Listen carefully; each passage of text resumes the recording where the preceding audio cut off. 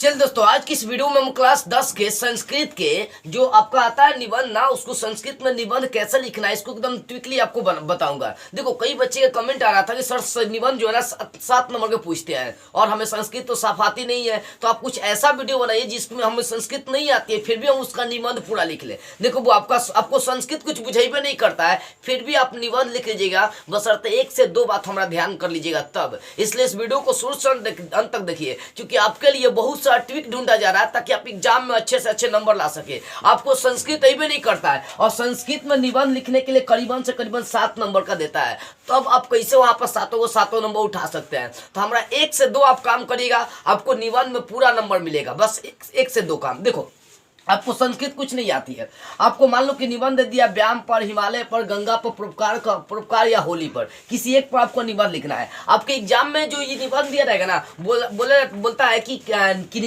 किन्हीं में मतलब किन्हीं मतलब 5 को दिया तो बोलेगा 5 में सर किसी एक पर 7 वाक्यों में निबंध लिखे। ये 7 वाक्य में निबंध लिखने के लिए देता है, तो हमें 7 को लाइन लिखना पड़ेगा संस्कृत में किसी पर भी। अच्छा, मान लो कि हम बना रहे हैं यहाँ पर निबंध लिख रहे हैं व्यायाम पर या हिमालय पर, मान लेते हैं व्यायाम पर ही लिख रहे हैं, तो हमें 7 लाइन में ही जवाब देना आता है। तो क्या करेंगे, मान लो कि जिस पर लिखना है हम सबसे पहले उसका टाइटल लिखेंगे। अगर हमें संस्कृत में निबंध लिखना है तो संस्कृत में निबंध अगर व्यायाम पर लिखना है तो व्यायाम लिखेंगे और व्यायाम लिखकर डैश डालकर 7 लाइन ऐसे लिख देंगे। पहला लाइन में मतलब कहने का मतलब पहला लाइन में आप इसके बारे में लिखिए, मतलब अनुवाद एक तरह से करना है आपको। बस कहने का मतलब देखिए, क्या निबंध आपको लिखना है, मतलब 7 अंक का निबंध आपको देता है। हमें किसी एक पर यदि निबंध लिखना हो, व्यायाम हो, चाहे हिमालय हो, चाहे गंगा हो, चाहे परोपकार हो या होली हो, मान लीजिए हमें इस पर निबंध लिखना है, तो भाई आपका प्रश्न ही बोल रहा है कि 7 शब्दों में इसका जवाब देना है, 7 लाइन में इसका जवाब देना है, ठीक है। 7 वाक्यों तक अनुवाद करना है, नहीं 7 वाक्यों में अनुवाद लिखना है।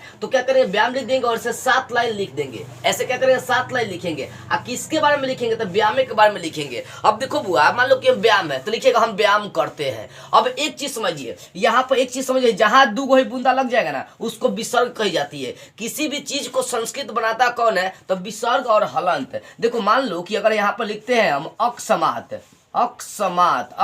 का मतलब होता है अचानक है। अकस्मात में नीचे हलंत लगा दिए तो इसको क्या बोलेंगे, हलंत बोलेंगे। नीचे जो लग जाता है ना उसको हलंत कहते हैं। अगर यहाँ पर जैसे मान लो यहाँ पर राम लिख दिए तो राम के जगह पर विसर्ग लगा दिए, राम था तो पहले राम, लेकिन विसर्ग लगा दिए, राम संस्कृत वर्ड हो गया।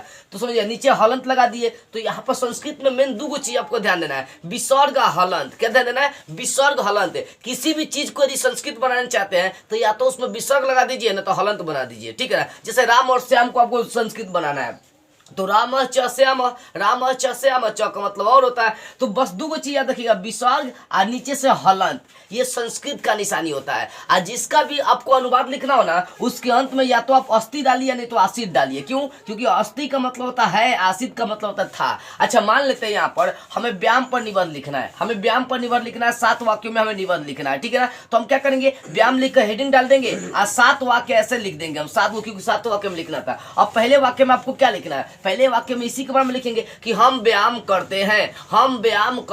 तो आप सोचिए कैसे आप अनुवाद करिएगा। इसके लिए सिंपल लॉजिक, पहले आपको क्या करना है, जिसका आपको अनुवाद करना है ना उसका हिंदी आप लिख दीजिएगा, ठीक है ना। हम व्यायाम करते हैं, ध्यान दीजिए, हम व्यायाम करते हैं। तो हम का इंग्लिश क्या होगा, अहम का मतलब मैं होता है, अहम का मतलब मैं। अब आपको ट्विक नहीं बताऊंगा, देखो वो ट्विक मैं पहले ही पढ़ा चुका हूं, सिंपली समझो। अगर आपको साफ संस्कृत भी नहीं करता तो क्या करेंगे यहाँ पर, तो यहाँ पर ध्यान वाला कुछ नहीं करेंगे। भाई हम है ना तो हमें छोड़ देना है, हम नीचे हलंत लगा देना है। अब व्यायाम में विसर्ग लगा देना है, व्यायाम, हम व्यायाम करते हैं तो करते के करती लिख देंगे, करती हो गया। चाहे आप है कि अस्थि लगा देंगे, हो गया।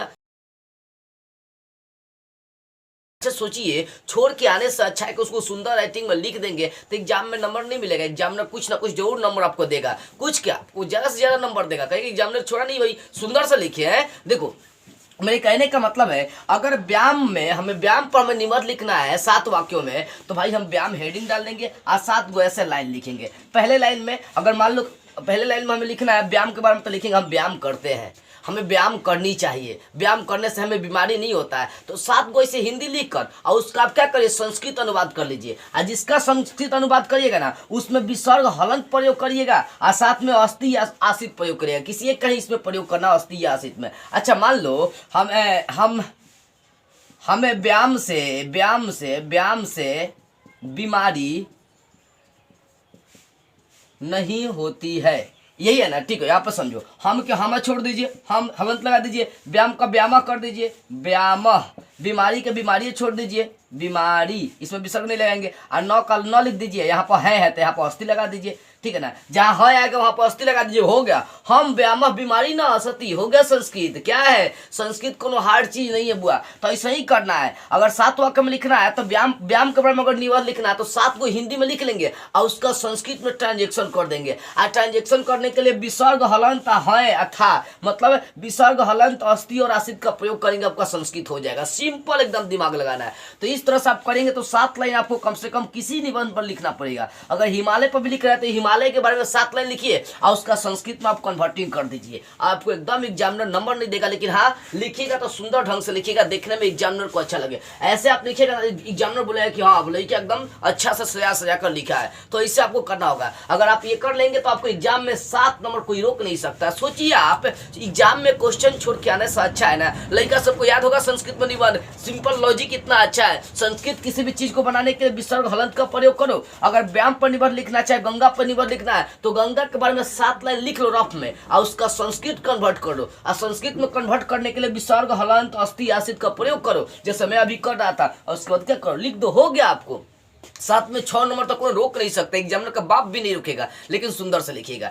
तो ये आपका लॉजिक है, क्या चीज का, निबंध लिखने का लॉजिक है संस्कृत में। ठीक है ना, बस इससे कोई अच्छा लॉजिक आपको बता नहीं सकता है। तो बस आज के इस वीडियो में इतना ही। आपके लिए बहुत ज्यादा मेहनत करी जा रही है, इसलिए इस वीडियो को जितना हो सके फैला दीजिए, क्योंकि ये बिहार के हर बच्चों तक पहुंचनी चाहिए जिनको साफ निबंध लिखने ही नहीं आता संस्कृत में। उनको भी तो पता चलनी चाहिए ना कि इस तरीके से हम निबंध लिख सकते हैं। तो बस आज की इस वीडियो में इतना ही। अगले वीडियो में हम लोग एक नई टॉपिक स्टार्ट करते हुए फिर मिलेंगे।